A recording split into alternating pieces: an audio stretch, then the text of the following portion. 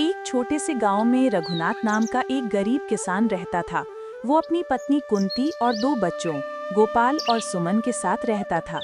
रघुनाथ के पास ज्यादा जमीन नहीं थी, लेकिन वो हमेशा खुश रहता और मेहनत करना जानता था। रघुनाथ का दिन बहुत जल्दी शुरू होता था। सूरज की पहली किरण के साथ वो अपने खेत में हल लेकर जाता और बीज बोता। पूरे दिन वो कड़ी मेहनत करता, पानी देता, मिट्टी जोतता और खरपतवार निकालता। वो जानता था कि मेहनत करने वाला कभी खाली हाथ नहीं लौटता। रघुनाथ की जिंदगी आसान नहीं थी। कभी बारिश कम हो जाती, कभी फसल सही से नहीं उगती और कभी बाजार में दाम इतने कम होते कि घर चलाना मुश्किल हो जाता। लेकिन रघुनाथ कभी हार नहीं मानता। उसकी पत्नी कुंती हमेशा उसके साथ खड़ी रहती और बच्चे भी घर में मदद करते। एक साल रघुनाथ ने नए बीज खरीदे। उसने सोचा, अगर ये बीज अच्छे से उग गए तो हमारी जिंदगी बदल सकती है।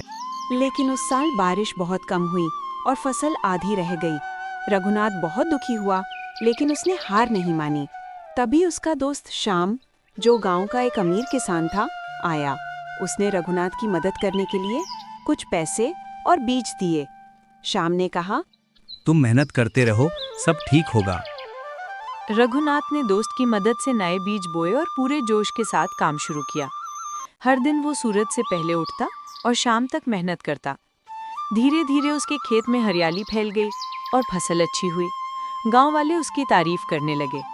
रघुनाथ खुश था, क्योंकि उसने अपनी मेहनत और धैर्य से सब कुछ पा लिया था। रघुनाथ की कहानी हमें सिखाती है कि चाहे हम गरीब हों या मुश्किलों में हों, अगर हम मेहनत और भरोसे के साथ काम करें तो कोई भी मुश्किल हमें रोक नहीं सकती।